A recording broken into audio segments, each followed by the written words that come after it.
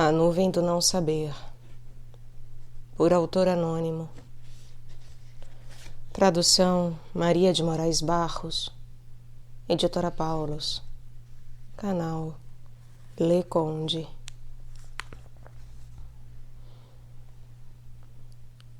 Capítulo 13. A natureza da humildade. Humildade perfeita e imperfeita. Lancemos primeiro um olhar sobre a virtude da humildade. Veja como ela é imperfeita quando brota de qualquer outra fonte que se mistura com a principal, ainda que esta seja Deus. E como é perfeita quando sua única fonte é Deus mesmo. Em primeiro lugar, para que o assunto seja verdadeiramente percebido e entendido, precisamos saber o que a humildade é em si mesma. Depois poderemos entender com maior clareza, na realidade do espírito, qual é a sua causa. Por si só, a humildade nada mais é do que a verdadeira compreensão e percepção que o homem tem de si, ou seja, de como ele é realmente. É certo que, se o homem pudesse de fato ver e ter consciência de si mesmo como ele é na realidade, ele seria, na verdade, naturalmente humilde. Há duas causas desta humildade. Uma é a impureza, miséria e fraqueza em que o homem caiu pelo pecado. Enquanto ele viver nesta vida, não importa quão santo seja, sempre terá que experimentar isto numa certa medida. A outra causa é o amor superabundante e a dignidade do próprio Deus. À vista dela, toda a natureza treme, todos os homens eruditos são idiotas, e todos os santos e anjos são cegos. E isso a tal ponto que, se não fosse pela sabedoria de sua divindade, que lhes dá a devida proporção entre a contemplação e a sua capacidade natural dotada de graça, eu ficaria sem saber o que dizer a respeito do que lhes poderia acontecer. Esta segunda causa da humildade é perfeita, porque deverá durar para sempre. A primeira causa é imperfeita, não só porque ela terminará no fim desta vida, mas também porque frequentemente pode acontecer através da abundância da graça que aumenta o seu desejo e sempre que, e durante o tempo em que Deus se digne concedê-la, e ainda que uma alma habite nesta carne mortal, que possa, de repente, perder e esquecer toda a experiência e percepção do seu próprio ser, a ponto de não levar em conta a sua santidade ou a sua infelicidade. Mas se esta experiência acontece muitas ou raras vezes a uma alma assim preparada por Deus, acredito que a experiência dure apenas um espaço de tempo muito curto. Durante este tempo, a alma torna-se perfeitamente humilde, porque não tem nem conhecimento nem experiência de qualquer causa além da principal. Porém, sempre que tiver conhecimento e experiência da outra, junto com a causa principal, então a sua humildade é imperfeita. No entanto, ela é boa e devemos sempre possuí-la. E não permita a Deus que você venha a entendê-la de maneira diferente da que eu digo. Caros ouvintes, atrevo-me a fazer um adendo para que tenhamos mais clareza sobre o chão que pisamos e o que o autor aqui nos fala. Quando se diz sobre duas humildades, uma imperfeita e uma perfeita, a humildade imperfeita, ela pode nos levar a equívocos, inclusive de que, como ela advém de eu saber da minha fraqueza, da minha impureza e da minha miséria enquanto pecador, podemos chegar a pensar que, sem a queda ou sem o pecado, então eu seria perfeito. Sendo que, quando a humildade é perfeita em Deus, eu me reconheço humilde, humus, pó, porque eu reconheço em verdade não a mim ou as criaturas que Ele criou, e sim a Ele enquanto fonte enquanto ser e sujeito em si mesmo, enquanto a única perfeição existente. E o reconhecimento do próprio Deus faz com que eu necessariamente seja humilde, seja humus, seja pó. Não por refletir a respeito de mim e de suas criaturas, meus irmãos, mas sim por ele em si mesmo. Então, mesmo sem pecado, mesmo sem queda, mesmo sem miséria, fraqueza, etc., ainda assim, isso não é motivo para orgulho ou para não haver humildade, não haver o reconhecimento de que somos pó perante aquele que tudo é e aquele que tudo sabe. Capítulo 14. Para um pecador é impossível atingir a perfeição da humildade nesta vida, a não ser que a humildade imperfeita venha em primeiro lugar. Eu preferiria ter o verdadeiro conhecimento e a experiência de mim mesmo como miserável que sou, mesmo que eu chame a isto de humildade imperfeita, porque acredito que assim alcançaria rapidamente a causa perfeita e a virtude da humildade. Na verdade, mais rapidamente do que se todos os santos e anjos do céu e todos os homens e mulheres que vivem sobre a terra na Santa Igreja, religiosos ou seculares, em todos os graus da vida, todos eles juntos, nada mais tivessem a fazer senão rogar a Deus por mim para eu obter esta humildade perfeita. Sim, é verdade. É impossível para um pecador alcançar a virtude perfeita da humildade ou conservá-la, quando for adquirida, sem a humildade imperfeita. Portanto, trabalhe e labute o quanto puder e como souber, a fim de adquirir para si próprio, como a criatura infeliz que você é, o verdadeiro conhecimento e experiência de si mesmo. Em seguida a isto, penso que você possuirá um conhecimento e uma experiência verdadeira de Deus como Ele é, não como Ele é em si mesmo, porque ninguém pode conhecer isso a não ser o próprio Deus, nem tampouco como você o experimentará na bem-aventurança, em corpo e alma, mas na medida que isto seja possível e que seja do agrado ser conhecido e posto em prova por uma alma humilde que habita este corpo mortal. Tampouco você deve pensar que eu, pelo fato de estabelecer duas causas da humildade, uma perfeita e outra imperfeita, desejo que você desista de esforçar-se na procura da humildade imperfeita e que se concentre inteiramente em adquirir a perfeição. Realmente, não acredito que você possa jamais adquiri-la assim.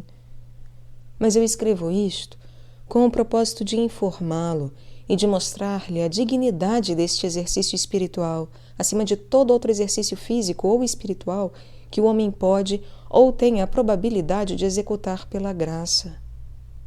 Como esse amor escondido, criado em pureza de espírito sobre esta escura nuvem do não saber entre você e seu Deus, contém em si a virtude perfeita da humildade delicada e primorosa, sem nenhuma visão particular ou claramente definida de qualquer coisa abaixo de Deus.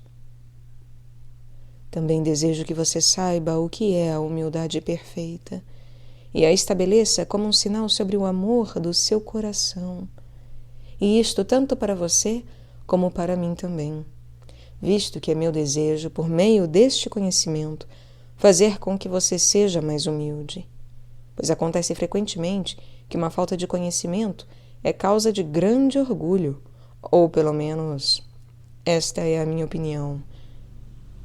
Poderia acontecer ainda que, se você não soubesse o que é humildade perfeita, você poderia pensar que, pelo fato de possuir um pequeno conhecimento e alguma experiência daquilo que eu chamo de humildade imperfeita, teria alcançado a humildade perfeita. Desta maneira, você se enganaria a si próprio, julgando ser muito humilde, quando na verdade estava todo envolvido num orgulho podre e fétido. Portanto, ponha-se ao trabalho em busca da humildade perfeita, porque a sua natureza é tal que, se um homem a tem, e enquanto a possuir, não pecará. E depois, só um pouco. Capítulo 15. Uma ligeira impugnação do erro de afirmar que não existe melhor meio de humilhar-se a si próprio do que trazer à memória a sua própria pecaminosidade. Tenha a firme convicção de que existe a espécie de humildade perfeita acima mencionada e que através da graça é possível adquiri-la nesta vida. Digo isto para refutar o erro daqueles que declararam não existir causa mais perfeita de humildade do que aquela que brota da consciência de nossa miséria e de nossos pecados passados. Estou pronto a admitir que para aqueles que pecam habitualmente, como eu próprio peco e já pequei, aqui está a causa conveniente e mais necessária. Humilhar-se sob a consciência de nossa miséria e de nossos pecados passados, até chegar o tempo em que a ferrugem completa de nossos pecados seja, em sua maioria, removida pela limpeza, segundo o testemunho de nossa consciência e de nosso diretor espiritual. Mas, quanto aos outros que, para todos os efeitos, são inocentes, que jamais pecaram seriamente por sua vontade ou por determinado conhecimento, mas apenas através da fragilidade e da ignorância, e que se dispõem a serem contemplativos, isto é igualmente válido para nós dois, se o nosso diretor espiritual e a nossa consciência testemunharem nossa própria regeneração na contrição, na confissão e na satisfação de acordo com a lei e o regulamento da Santa Igreja, e desde que tenhamos consciência de estarmos sendo movidos e chamados pela graça a nos tornarmos contemplativos, haverá então, nesse caso, mais um motivo para sermos humildes. Esta é de longe muito superior à primeira causa mencionada, como também a vida de Nossa Senhora, a Virgem Maria, é muito superior à do penitente mais pecaminoso da Santa Igreja, ou como a vida de Cristo é superior à de qualquer outro homem nesta vida, ou ainda como aquela de um anjo no céu que jamais teve uma fraqueza, nem jamais a conhecerá, e que está muito acima da vida do mais frágil dos homens aqui neste mundo. Porque, se não houvesse outra causa mais perfeita de humildade do que ver e conhecer a nossa própria miséria, eu gostaria de perguntar então àqueles que afirmam ser isto verdade, sob que espécie de motivo foram humilhados aqueles que jamais viram nem conheceram a miséria, nem a atividade do pecado, nem jamais a verão, nem conhecerão, como é o caso de nosso Senhor Jesus Cristo, Nossa Senhora, a Virgem Maria e todos os santos e anjos do céu. É para este e para todo tipo de perfeição que o próprio nosso Senhor Jesus Cristo nos chama no Evangelho, onde nos diz que devemos ser perfeitos pela graça, como Ele próprio é, por natureza. Capítulo 16. Por meio deste exercício, o pecador que realmente foi convertido e chamado à contemplação alcança a perfeição mais rapidamente do que através de qualquer outro exercício e obtém de Deus um perdão mais rápido de seus pecados. Nenhum homem deveria considerar-se um presunçoso, por ser ele o mais infeliz pecador vivo, ou ousar assumir a responsabilidade de, após ter obtido uma legítima melhora e sentir que estava sendo convocado para a vida chamada de contemplativa, através do consentimento do seu diretor espiritual e de acordo com a própria consciência, oferecer um humilde impulso de amor ao seu Deus, batendo secretamente na nuvem do não saber entre ele e o seu Deus. Disse Nosso Senhor a Maria, a qual responde por todos os pecadores que são chamados à vida contemplativa: seus pecados lhes são perdoados. Isto não foi por causa de seu grande pesar, nem por estar ciente de seus pecados, nem ainda pela humildade que ela sentia em vista da sua miséria. Foi, com certeza, porque ela amou muito. Aqui então podem os homens perceber o que este impulso oculto do amor pode obter de Nosso Senhor, além de qualquer outro exercício que um homem possa imaginar querer executar. No entanto, concordo prontamente que ela tenha tido um grande pesar, que tenha chorado amargamente por seus pecados e que tenha sido grandemente humilhada pela consciência de sua miséria. Deveríamos fazer o mesmo. Nós que durante toda a nossa vida temos sido infelizes e pecadores comuns. Nosso pesar pelos nossos pecados deveria, na verdade, ser extremamente grande e ainda deveríamos sentir-nos profundamente humilhados pela consciência de nossa infelicidade. Como? Sem dúvida, exatamente como fez Maria.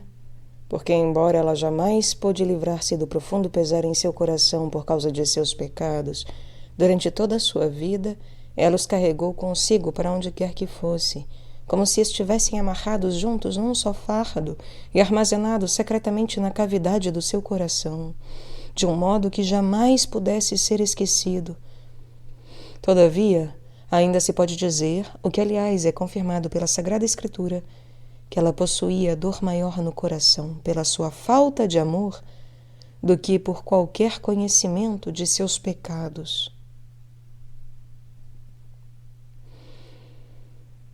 Todavia, ainda se pode dizer, o que aliás é confirmado pela Sagrada Escritura, que ela possuía dor maior no coração pela sua falta de amor do que por qualquer conhecimento de seus pecados.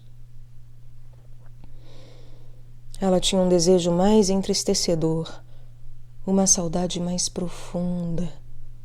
Pela sua falta de amor, ela definhava quase ao ponto de morrer, embora tivesse um amor muito grande. E não devemos maravilhar-nos disto, porque faz parte da natureza de um verdadeiro amante o fato de quanto mais ele ama, mais ele deseja poder amar. Contudo, ela sabia muito bem, em sua sóbria verdade e pela sua própria experiência, que era uma infeliz mais desprezível do que qualquer outra, e que seus pecados tinham provado uma divisão entre ela e seu Deus, a quem tanto amava. E sabia também que eles eram, em grande parte, a causa desta indolência que se prolongava por falta de amor. O que foi que ela fez, então? Ela, por este motivo, desceu das alturas do seu desejo até as profundezas de sua vida pecaminosa e buscou aqui e ali, no imundo e mal cheiroso lamaçal e monturo dos seus pecados, puxando-os para cima um por um, com todas as suas particularidades, e entristecendo-se e chorando por cada um deles? Não, de fato ela não fez nada disso. E por quê? Porque Deus fez com que ela compreendesse, pela graça dentro de sua alma, que ela jamais concluiria qualquer coisa assim. Por este meio, era mais provável que ela fizesse surgir nela mesma uma tendência para pecar de novo, antes que alcançasse por tais métodos um verdadeiro perdão para todos os seus pecados. É por isso que ela pendurou seu amor e seu desejo ardente nesta nuvem do não saber e aprendeu a amar aquilo que ela não podia ver claramente nesta vida, através da luz do entendimento, pela sua razão, ou ainda conhecer verdadeiramente na suavidade do amor, em sua afeição. Tanto assim que ela frequentemente prestava muito pouca atenção se ela havia ou não sido uma pecadora. Sim, de fato, acho que ela muitas vezes estava tão profundamente enternecida em sua afeição pelo amor de sua divindade que não tinha olhos para a beleza do seu precioso e abençoado corpo, quando acomodado em seu encanto, falando e pregando para ela. Nem de nenhuma outra coisa, física ou espiritual. Que isto é verdade, o Evangelho parece testemunhar. Capítulo 17. O verdadeiro contemplativo não tem nenhum desejo de preocupar-se com a vida ativa, nem com aquilo que se faça ou se fale contra ele. Nem deve ele tentar explicar-se perante os seus detratores. No Evangelho de São Lucas está escrito que quando Nosso Senhor estava na casa de Marta, durante todo o tempo em que Marta estava ocupada na preparação do alimento de Jesus, sua irmã Maria estava sentada aos pés dele. Enquanto o escutava, ela não tinha tempo para a ocupação ativa de sua irmã, ainda que esta atividade fosse muito boa e santa, pois é a primeira parte da vida ativa. Tampouco estava prestando atenção à preciosidade do corpo bem-aventurado de Jesus, nem à doce voz e às palavras de sua humanidade, ainda que isto seja melhor e mais santo, pois é a segunda parte da vida ativa e a primeira da vida contemplativa. Ela estava contemplando com todo o amor de seu coração a suprema e soberana sabedoria da sua divindade, encoberta pelas obscuras palavras de sua masculinidade. Ela não tinha nenhum desejo de parar, não por alguma coisa que visse ou ouvisse do que continuava sendo falado em volta dela. Mas ela estava sentada sem mover-se, enviando para o alto impulsos doces e ardentes de amor para que batessem naquela alta nuvem do não saber entre ela e o seu Deus. Pois preciso dizer-lhe uma coisa. Não existiu até agora, nem jamais existirá criatura tão pura, tão encantadora e superior na contemplação e no amor da divindade, que não encontrasse esta alta e maravilhosa nuvem do não saber entre ela e o seu Deus. Era nesta nuvem que Maria estava absorvida, emitindo seus impulsos escondidos de amor. Por quê? Porque esta é a melhor parte e a mais santa da contemplação que se pode obter nesta vida. E era o seu desejo jamais deixar esta parte por coisa alguma. E isso a tal ponto que, quando sua irmã Marta se queixou dela a Nosso Senhor e lhe pediu que mandasse sua irmã levantar-se e ajudá-la, e não a deixasse trabalhar e lidar sozinha, Maria estava sentada em silêncio, sem responder uma palavra. Ela nem sequer franzia as sobrancelhas para sua irmã, como sinal de qualquer reclamação que pudesse fazer. E não era de se admirar, pois ela tinha outro trabalho a fazer, do qual Marta nada sabia. É por isso que ela não tinha tempo livre de lazer para escutá-la ou responder às suas queixas. Veja você, meu amigo, todas estas obras, palavras e olhares que aconteceram entre Nosso Senhor e estas duas irmãs. São dados como um exemplo de todos os ativos e todos os contemplativos que viveram na Santa Igreja desde aquele tempo e haverão de viver até o juízo final. Porque Maria representa todos os contemplativos que deveriam ajustar o seu comportamento ao dela. E do mesmo modo, Marta representa os ativos, segundo a mesma comparação.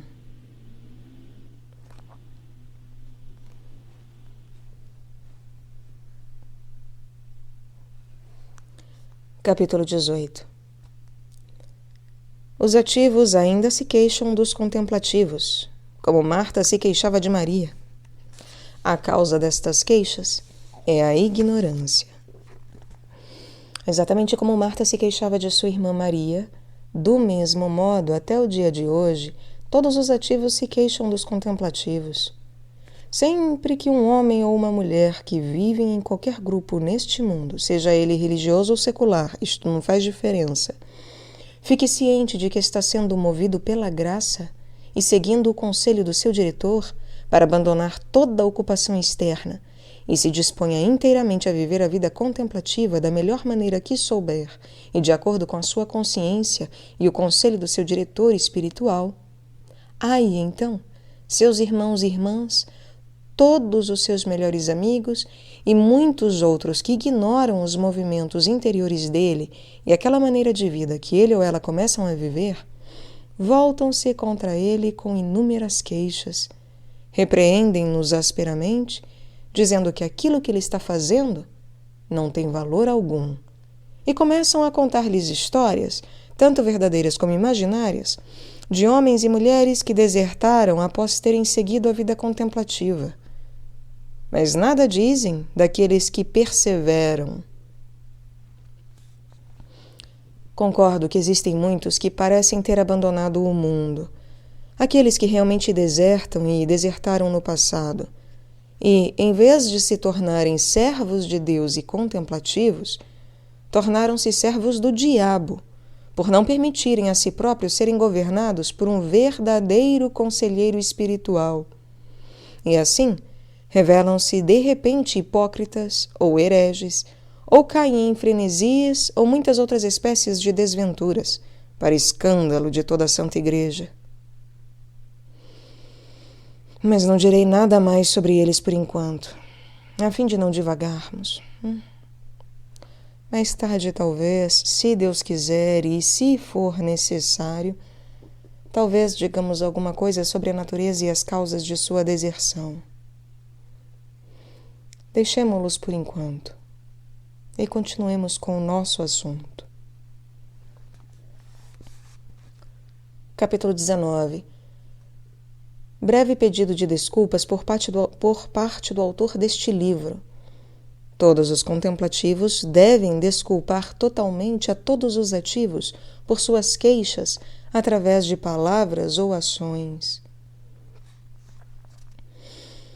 Alguns podem pensar que eu não dou o devido valor a Marta, essa santa especial, porque eu traço um paralelo entre as suas queixas contra sua irmã com palavras mundanas dos homens, ou entre as deles com as dela. Na verdade, não pretendo desonrar nem a ela, nem a eles. Não permita, Deus, que neste livro eu diga qualquer coisa que possa ser tomada como uma repreensão contra qualquer um dos servos de Deus em qualquer estágio, principalmente de sua principal santa, pois eu creio que deveria ser encaminhado um pedido de desculpas pela sua queixa, se levarmos em conta o tempo e o modo como ela falou. Foi sua ignorância que provocou o que ela disse. Não me admira que naquela ocasião ela não soubesse como Maria estava ocupada, porque acredito que até então ela tenha ouvido bem pouco sobre esta perfeição. Também, o que ela disse foi dito delicadamente em poucas palavras. Portanto, existe todo tipo de justificativa para ela. Parece-me que, de maneira semelhante, homens e mulheres que levam uma vida ativa no mundo também deveriam receber todo pedido de desculpas quando se queixam do modo antes mencionado, apesar de aquilo que eles dizem ser dito de forma bastante rude, pois devemos levar em conta a sua ignorância. Exatamente como Marta tinha pouco conhecimento do que sua irmã Maria estava fazendo quando se queixou dela a Nosso Senhor, do mesmo modo, estas pessoas hoje em dia têm pouco ou nenhum conhecimento no que estes jovens discípulos de Deus estão interessados quando se desviam da atividade deste mundo e se dispõem a serem servos especiais de Deus em santidade e retidão de espírito. Ouso dizer que, se soubessem realmente, não fariam nem diriam como o fazem. Por isso, parece-me que devemos ter sempre uma boa justificativa para essas pessoas, pois não conhecem melhor modo de vida do que aquele que elas próprias levam. Além disso, quando eu reflito sobre as minhas próprias e inúmeras falhas cometidas no passado, não só por palavras, como também por atos, devido à minha ignorância, tenho a impressão de que, se eu mesmo pedisse a Deus que me perdoasse pelas faltas que por ignorância cometi, deveria então, por caridade e piedade, desculpar sempre palavras e ações ignorantes de outros homens. De outra maneira, não estaria fazendo aos outros o que eu gostaria que outros fizessem por mim. Capítulo 20. Deus Todo-Poderoso responderá de modo satisfatório por aqueles que não têm nenhum desejo de deixar a sua ocupação de amar a Deus, a fim de se desculparem a si próprios. Deste modo, parece-me que os que estão resolvidos a ser contemplativos não só deveriam desculpar os homens ativos que se queixam deles, como também parece-me que deveriam estar tão ocupados em espírito, dando, portanto, pouco ou nenhuma atenção àquilo que os homens poderiam fazer ou dizer com referência a eles. Foi isso que Maria fez, que é um exemplo para todos nós, quando sua irmã Marta se queixou a Nosso Senhor. E se nós fizéssemos isso sinceramente, Nosso Senhor fará por nós o que fez então por Maria. O que foi que ele fez? Foi assim. Nosso amado Senhor Jesus Cristo, para quem nada é secreto, embora Marta lhe pedisse para agir como um juiz e para convidar Maria para que se levantasse e ajudasse a servi-lo, como ele viu, no entanto, que Maria estava em espírito zelosamente ocupada com o amor de sua divindade, respondeu delicada e moderadamente, como convinha a ele e, em nome dela, que não deixaria o amor dele nem para desculpar-se a si própria. E como ele respondeu? Na verdade, não meramente como o juiz para quem Marta tinha apelado, mas como advogado. Defendeu-a legalmente, aquela que o amava. E disse: Marta, Marta. Devido à premência, a chamou 2 vezes pelo nome, porque queria que ela o ouvisse e prestasse atenção às suas palavras. Você está muito ocupada, disse, e perturbada a respeito de muitas coisas. Pois aqueles que são ativos devem estar sempre ocupados e atarefados com muitas coisas diferentes, que lhes são dadas primeiro para seu próprio uso e depois para as ações de misericórdia para com seus semelhantes cristãos, conforme o exige a caridade. Isto Nosso Senhor disse a Marta porque desejava informá-la que a sua ocupação era boa e proveitosa para a salvação de sua própria alma, mas para que não pensasse que esta seria a melhor obra que uma pessoa pudesse fazer, acrescentou estas palavras: só uma coisa é necessária. O que vem a ser essa coisa única? Com certeza, que Deus seja amado e louvado por Ele mesmo acima de todas as outras ocupações físicas e espirituais que o homem possa cumprir. E, a fim de que Marta não pensasse que poderia não apenas amar, mas também louvar a Deus acima de todas as outras ocupações físicas ou espirituais, e ao mesmo tempo permanecer atarefada com as necessidades desta vida, ele quis deixar bem claro para ela que ela não poderia servir a Deus simultaneamente com obras corporais e espirituais perfeitamente unidas. Imperfeitamente ela poderia, mas não perfeitamente. Por isso acrescentou ao que havia dito que Maria escolhera a melhor parte, que jamais lhe seria tirada, pois aquele movimento imperfeito do amor que se inicia aqui é igual em todos os aspectos àquele que continuará para todo o sempre na glória do céu. Eles 2 são um só.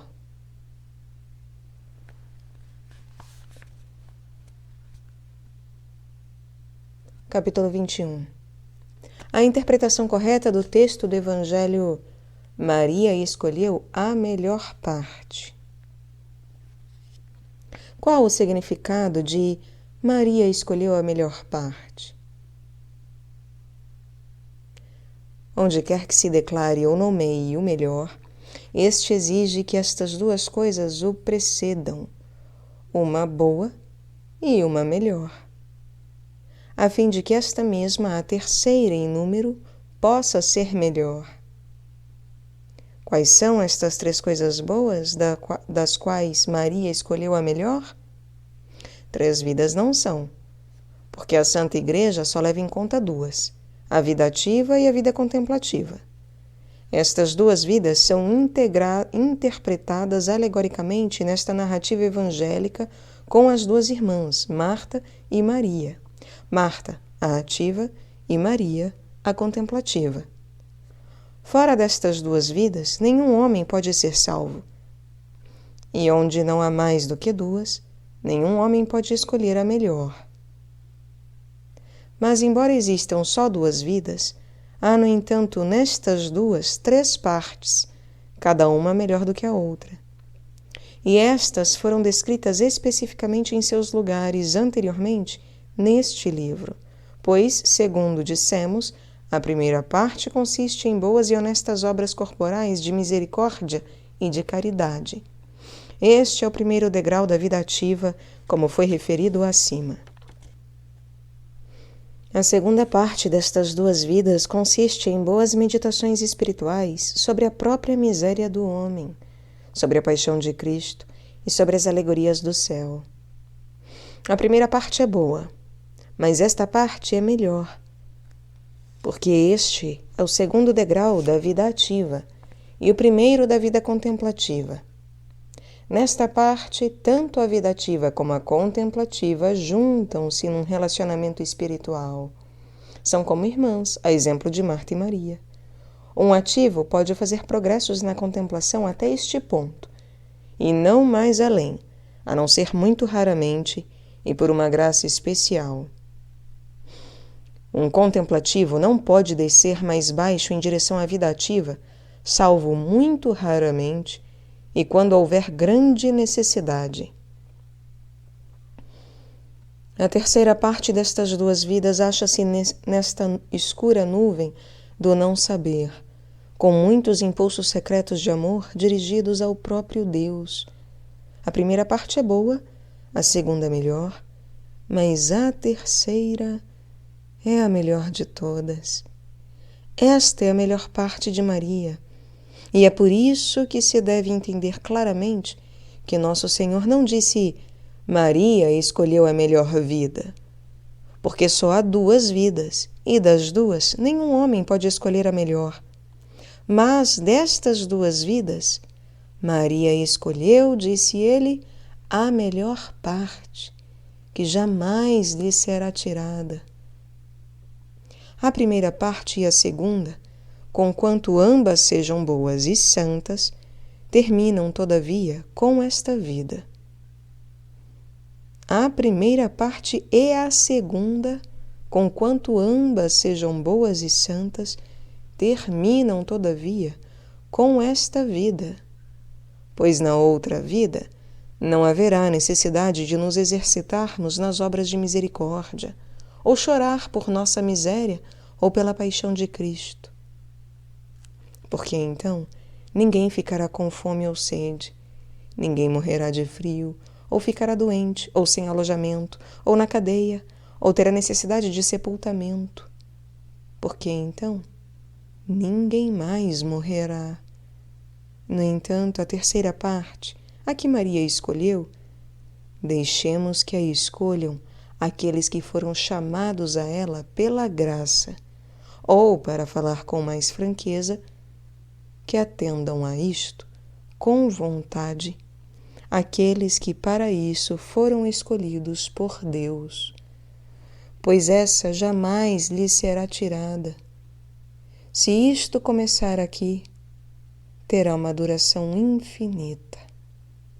Portanto, que a voz do nosso Senhor grite para estes ativos, como se Ele estivesse lhes falando agora, em nosso nome, como falou então para Marta em favor de Maria.